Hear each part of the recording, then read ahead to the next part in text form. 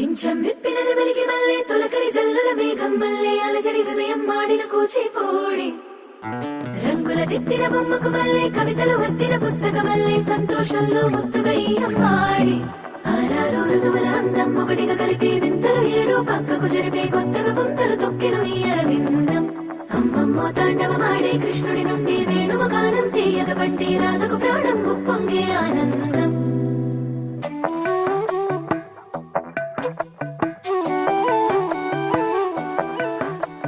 మధురము కదా ప్రతొక నడక నీతో కలిసేలా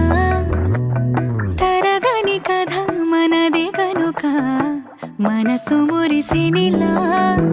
ఉసురే